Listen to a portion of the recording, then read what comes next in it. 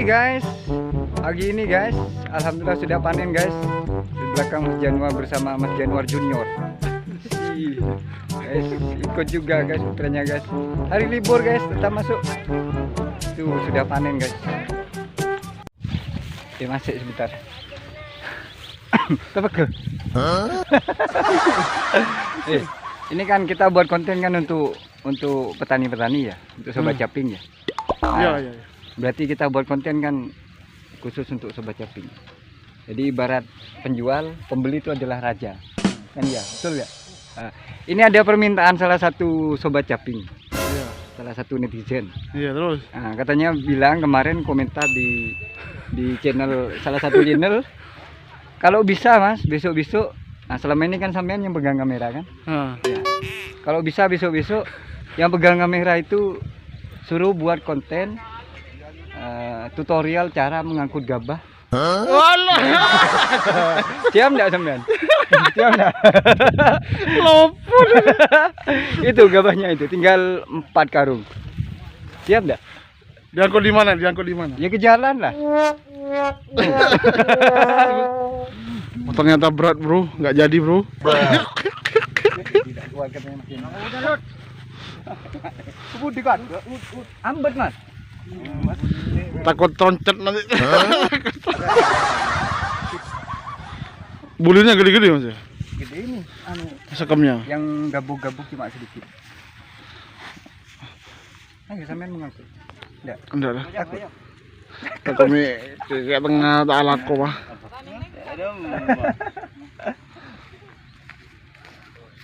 Iya benar. Gagal mengangkat.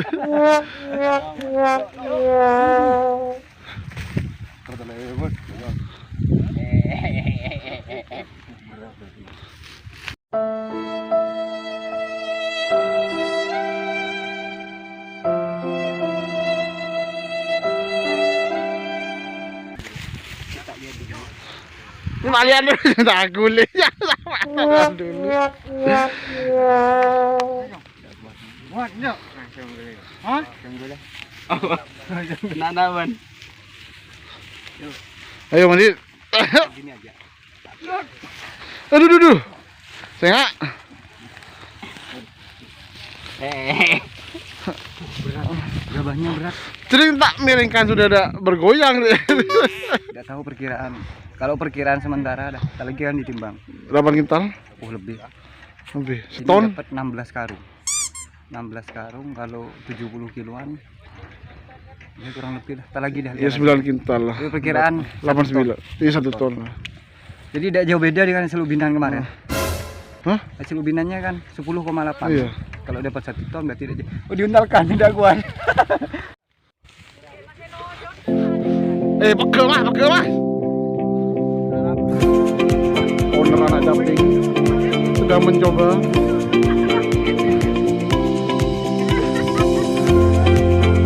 Tengah kayak tengah ya.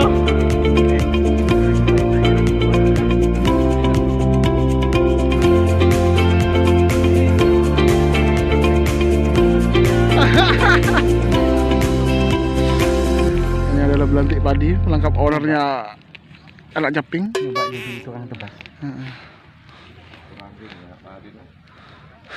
65 paling rambutnya gitu. 65.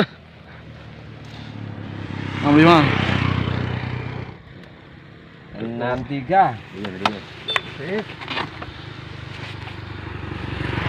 Ya ini ownernya caping sekaligus penebas. Belajar juga. Baru pertama kalinya penjual jadi tukang tebas. Sudah dilakukan proses penimbangan, jadi hasilnya 986 tadi.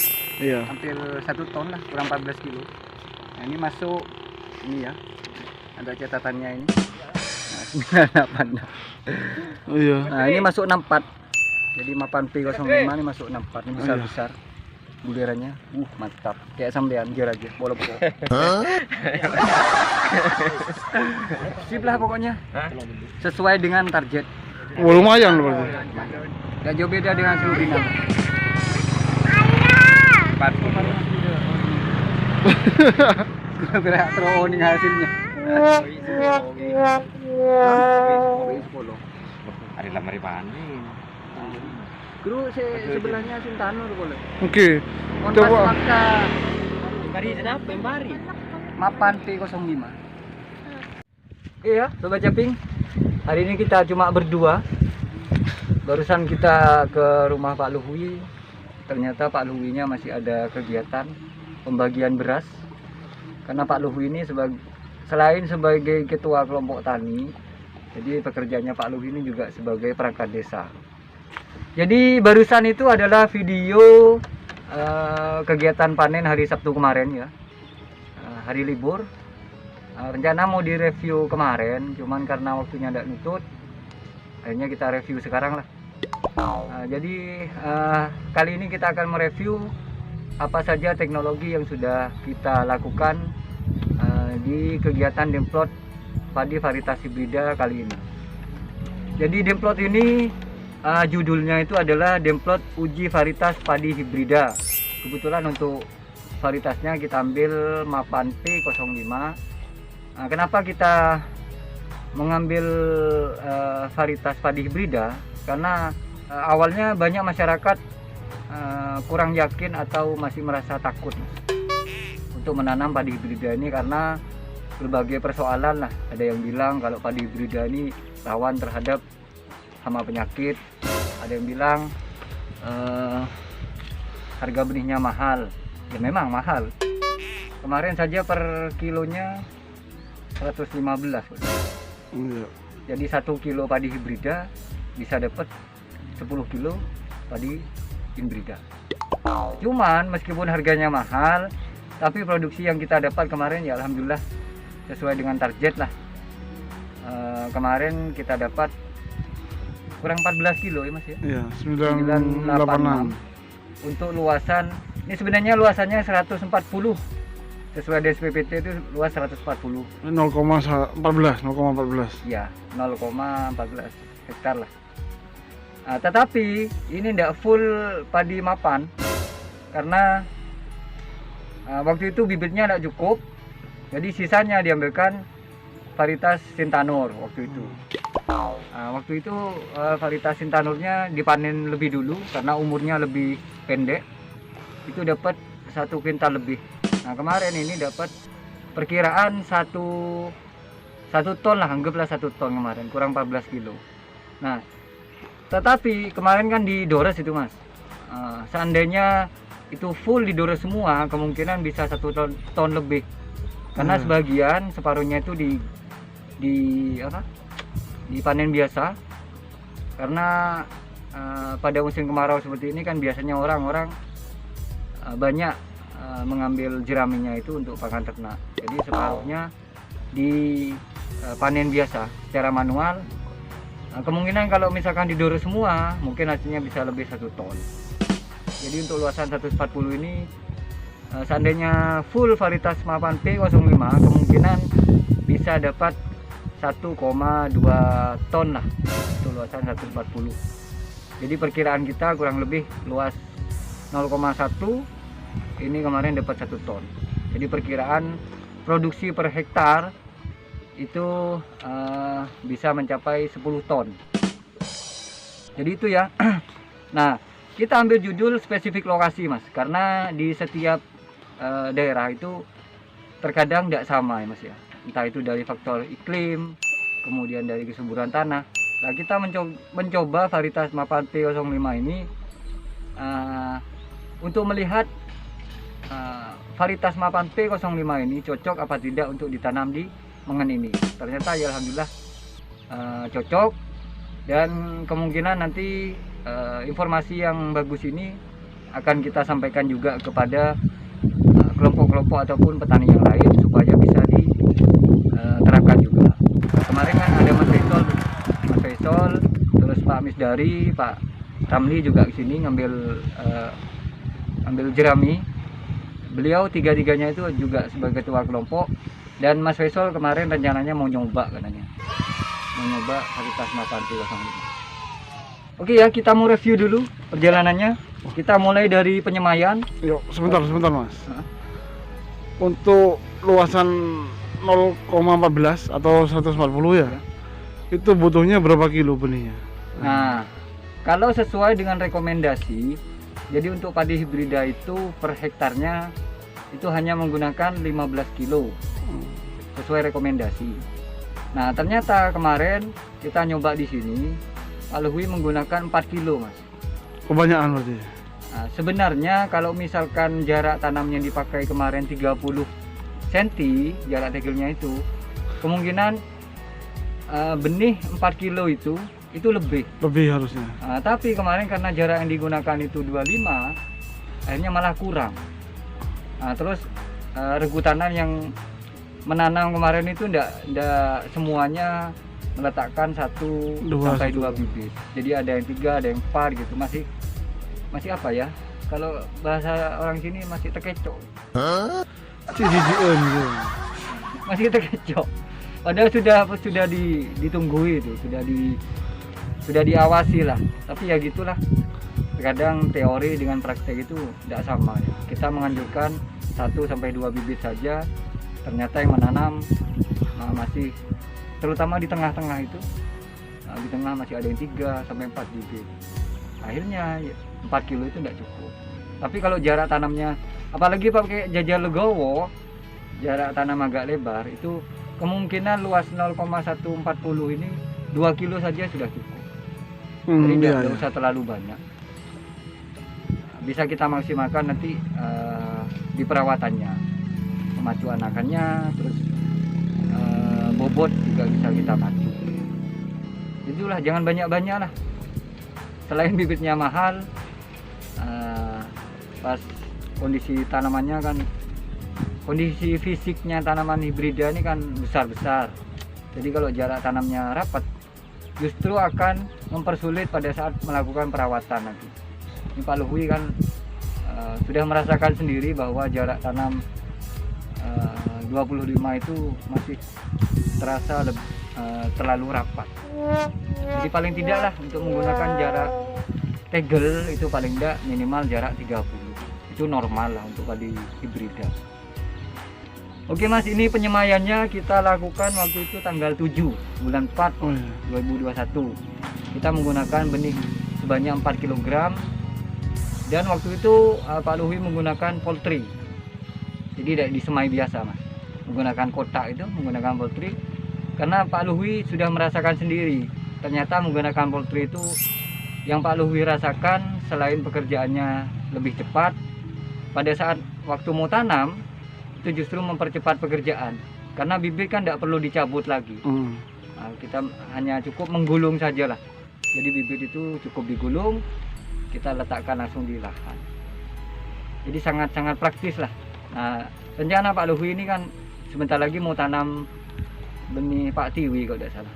Kan Pak Luhwi ini tahun ini tidak dapat bantuan benih, yang dapat Mas Faisal. Cuman karena hamparan lahannya Pak Luhwi ini masuk ke kelompoknya Mas Faisal, akhirnya Pak Luhwi juga dapat bantuan benih LBU. Pak Dewi 1. Pak Dewi 1. Ya, Pak Dewi 1. Makanya mau dicoba di sini nanti. Ini kan kabarnya sudah menyemai katanya Pak Luhwi. Nah, nanti den kita barusan selesai di sini, den plot padi hibrida. Nanti di belakang sana dekatnya itu yang traktor tuh, di belakangnya traktor itu den kita juga, den plot padi inbrida varietas Pak Tiwi 1. Sedangkan pupuknya kita dapat den plot dari Petrokimia. Insya Allah nanti kita kawal juga lah yang ada di belakang sana. Setelah penyemaian kita lanjut ke pengolahan lahan. Waktu itu tanggal 19 bulan 4. Tetapi setelah pengolahan lahan ini tidak langsung tanam Pak Luhwi. Jadi pengolahan lahannya tanggal 19 selesai. Sedangkan waktu tanamnya ini tanggal 21. Jadi masih ada selang 2 hari lah. Lahan itu dibiarkan dulu sambil dilakukan perataan ulang. Nah, penanamannya kita lakukan tanggal 21 April 2021. Ini bertepatan dengan Hari Kartini. Waktu itu saya sama Mbak Mita lah, kalau tidak salah yang mengawasi waktu penanaman itu. Waktu penanaman itu Mas, kita juga melakukan aplikasi pupuk Bokasi. Waktu itu yang kita gunakan adalah petroganik sebanyak 1 karung di lahan ini. Pas kita juga melakukan aplikasi molustisida untuk mengendalikan keong sawah. Karena di lahan ini kan setiap tahunnya padi terus kan, tiga musim tanam padi terus. Kondisi airnya enak, makanya keberadaan keong ini masih banyak. Nah, waktu itu kita lakukan pengendalian keong bersamaan dengan waktu tanam. Karena juga bibitnya ini kan umur 14 hari mas, persis umur 14 hari, jadi tidak begitu tinggi. Nah, untuk mengantisipasi supaya tidak diserang keong, kita mengaplikasikan molustisida. Waktu itu yang kita pakai kalau tidak salah anti keong. Kalau misalkan mau pakai produk yang lain, teman-teman petani ya monggo lah silahkan. Cuma yang kita pakai waktu itu anti keong dan terbukti ampuh untuk mengendalikan keong sawah. Setelah penanaman mas, kita lakukan pengendalian gulma tanggal 2 Mei. Waktu itu umur tanaman umur 11 hari.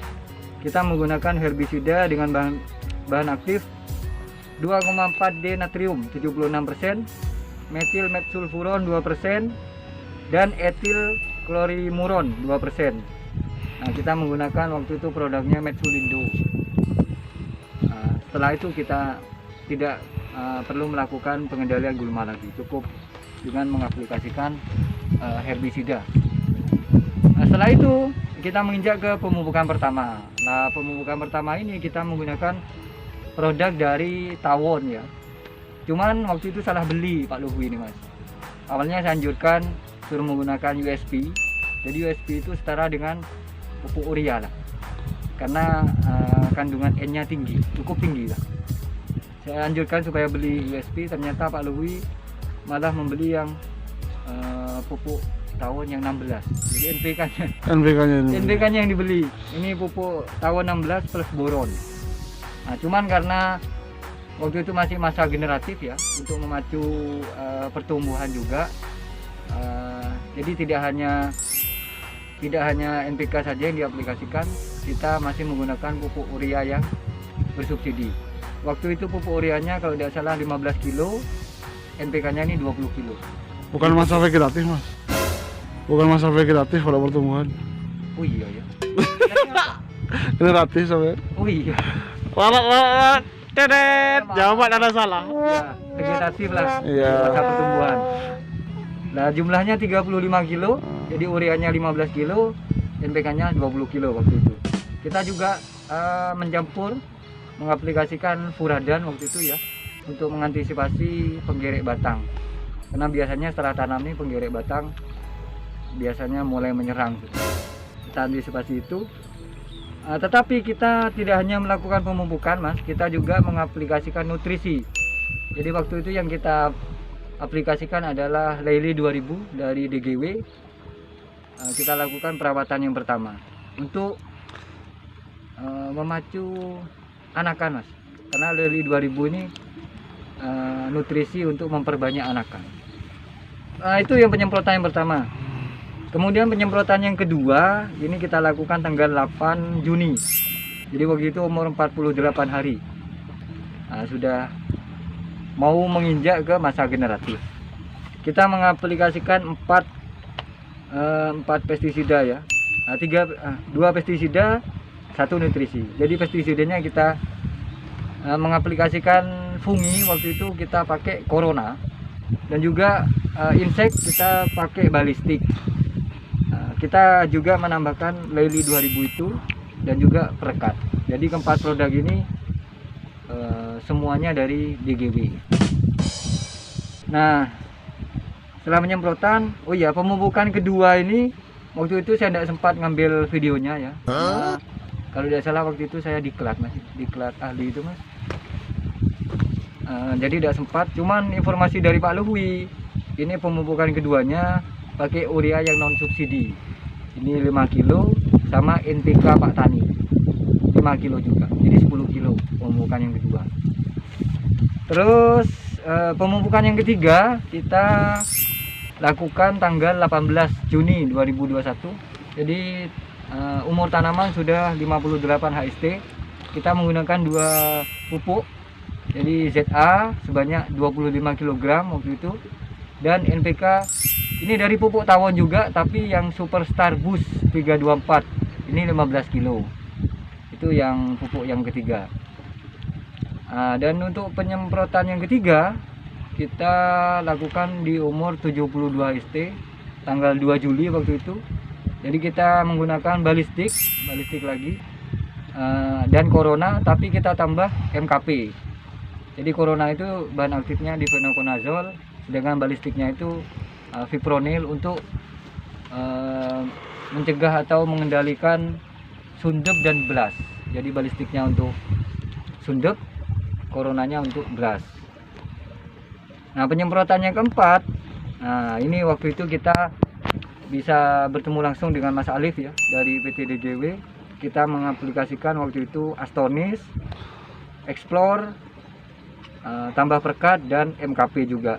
Jadi Astonisnya ini sama Explore ini kalau menurut Mas Alif ya, paket pembening dan pembobot.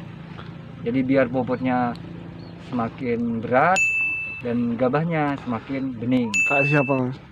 Kayak itu yang ada di video. Lagi muncul ting gitu. Nah, setelah itu ya, waktu penyemprotan keempat ini sudah umur 91 hari Mas. Sebenarnya telat Mas. Harusnya ketika mala itu baru keluar 1-2 gitu, 20% lah mala itu sudah keluar, kita aplikasikan. Jadi biar lebih bagus. Karena terlambat ya tidak apa-apa dah. Yang penting Daripada tidak sama sekali. Iya. Nah, ini ubinan kemarin kita lakukan pada umur 111 HST tanggal 10 Agustus waktu itu ya. Dan hasil ubinan yang didapat ini sebanyak 6,885 kg. Setelah kita kalkulasi, kita kalikan menggunakan rumus, hanya didapat perkiraan hasil sementara waktu itu 10,8 ton per hektar. Jadi potensi produksinya perkiraannya itu 10,8 ton. Nah, dan dari hasil ubinan hari Sabtu kemarin kita lakukan panen pada umur 115 HST. Ini tanggal 14 kemarin ya, hari Sabtu kemarin. Ini kita dapatkan yaitu tadi seperti cerita saya tadi ya, dapat kemarin 986 kuintal kilogram, 9 kuintal 86 kilogram. Jadi kurang 14 kilo cuma ke 1 ton. Jadi perkiraan hasil paling tidak 10 ton lah. Karena kemarin sebagian kan di panen biasa. Kalau semuanya ini rata mapan P05, perkiraan kemarin kalau cuma 1,2 ton insya Allah dapat. Jadi tidak jauh beda lah dengan hasil ubinan. Dan sesuai dengan harapan kami kemarin, dari awal kita juga sudah menargetkan sama Pak Luhwi, paling tidak ini harus dapat 1 ton. Karena Pak Luhwi dulu pernah tanam juga Mas, waktu itu tanam PP3 untuk luasan 1 petak di lahan dimplot yang depan yang dulu itu pernah dapat 1,2 ton 1 petak untuk luasan 0,075.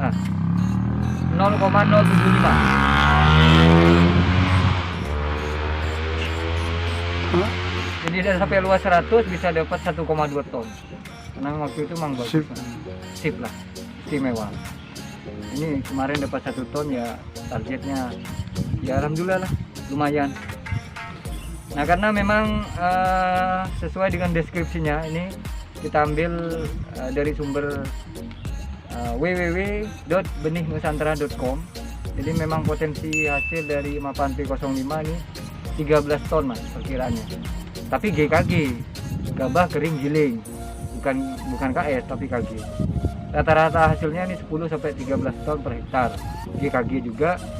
Umur tanaman nih antara 100 sampai 105. Nah, ini termasuk agak lama kemarin ya, 115 hari. Mungkin karena lokasi Mas juga. Nah, makanya kenapa saya ambil spesifik lokasi? Karena di sini ternyata umurnya lebih lama ya dibandingkan dengan deskripsinya. Terus anakan produktif ini sesuai dengan deskripsinya antara 25 sampai 35 batang per rumpun. Masuklah kalau itu masih hampir Kemarin sama. waktu ubinan rata-rata 22. Nah, ini tidak jauh beda lah, Iya. sedikit. Nah, jumlah gabah isi per malai ini 169 butir. Kemarin waktu ubinan kalau tidak salah 108 ada di catatan ini. Nanti biarannya biar dimunculkan di sana. Nah, dan padi ini Mas, kelebihannya itu dia tahan rebah. Di batangnya kokoh, jadi meskipun ditanam pada saat musim hujan, dia masih kuat. Kuat menghadapi kenyataan. Betul. Dan untuk hama penyakit, ketahanan terhadap hama penyakit, ini agak peka terhadap burung coklat. Biotipe 1, 2, 3. Kemarin waktu ubinan, di tengah itu kan kita lihat memang ada werengnya, cuman karena musuh alaminya juga masih ada, jadi alhamdulillah tidak terlalu menyerang lah burung coklatnya. Dia agak tahan terhadap tunglu, tetapi peka terhadap penyakit HDB, hawar daun bakteri, strain 4 dan 8. Jadi itu ya, secara deskripsi tidak jauh beda lah. Informasi yang baik ini nanti kita sampaikan juga ke petani-petani yang lain. Intinya kita berusaha mendampingi petani, kelompok tani, supaya apa? Supaya kalau ada teknologi yang bisa meningkatkan produksi seperti ini kan wajib lah kita sampaikan kepada petani yang lain, supaya petani bisa mengerti, oh ternyata kalau menggunakan benih itu, menggunakan pupuk itu, menggunakan pestisida itu ternyata bisa dapat sekian. Intinya kita akan berusaha supaya peningkatan produksi yang didapat oleh petani itu bisa meningkat. Jadi tugas kita kan seperti itu. Nah, dan juga kebetulan Pak Luhwi ini kan ketua Gapoktan. Nah, harapan saya nantinya Pak Luhwi juga bisa menggerakkan ketua-ketua kelompok dan juga petani-petani yang ada di Mengan ini supaya bisa menerapkan juga apa yang sudah Pak Luhwi tahu. Jadi itulah intinya kegiatan Demplot kita kali ini ya. Nanti tidak tahu lah, kita buat konten-konten yang lain. Pokoknya kalau ada informasi yang positif, yang bagus, insya Allah nanti akan kita sampaikan terus di channel Anak Caping ini. Cuman sayangnya ya Pak Luhwi ini juga mengalami kendala keterbatasan alutsista. Jadi traktor ini tidak punya Pak Luhwi. Kemudian power thresher ini kemarin nyewa. Mudah-mudahan nanti bisa didukung supaya Pak Luhwi ini bisa lebih semangat lagi, supaya juga petani-petani yang lain juga lebih enak pembinaannya. Jadi itu ya, insya Allah besok nih mau tak upload videonya. Sekarang tanggal 16, besok tanggal 17, saya upload tanggal 17 bertepatan dengan ulang tahun negara kita tanggal 17 Agustus. Dan secara kebetulan Mas, ini adalah konten yang ke 117 juga. Jadi nguploadnya tanggal 17 di ulang tahun NKRI tanggal 17, video yang ke 117. Mudah-mudahan bermanfaat terus lah. Jadi sebelumnya kami berdua ya mau mengucapkan Dirgahayu negara kita, negara kesatuan Republik Indonesia ini yang ke 76. Oh iya. Hafal kalau saya. Selamat ulang tahun ya untuk negara Indonesia. Semoga semakin jaya, semakin maju, dan yang lebih penting lagi, mudah-mudahan negara kita ini segera terbebas dari yang namanya virus corona ini ya, supaya masyarakat bisa lebih tenang lah dalam bekerja, dalam mencari rezeki, dalam berusaha tani lah, itu intinya. Jadi itu mudah-mudahan teman-teman ya tidak bosan lihat channel Anak Caping ya, karena kami berdua terus akan selalu semangat untuk memberikan informasi di bidang pertanian. Jangan lupa Nah, like, itu yang paling penting. like, comment, subscribe, and share. Nah, betul. Jangan lupa like, comment, share, and padamkan tombol merahnya. Nah, loncengnya tuh jangan lupa juga, biar Sobat Caping begitu ada video terbaru dari Anak Caping langsung ada notifikasinya. Oh iya. Tidak ketinggalan nih Mas ya. Tetap pakai masker Mas ya. Wajib. Oh iya. Karena apalagi cuaca kayak sekarang ya. kemarau ini, debu di mana-mana ya. Kalau di perjalanan wajiblah pakai masker selain untuk melindungi diri kita dari virus COVID-19 ini, ya juga melindungi kita dari debu, dari pokoknya dari apalah, dari penyakit-penyakit yang tidak dikehendaki, supaya tubuh kita tetap sehat, kita tetap bisa fokus untuk bekerja. Jadi itu, terima kasih banyak. Sampai jumpa di video selanjutnya. Wassalamualaikum warahmatullahi wabarakatuh. Waalaikumsalam.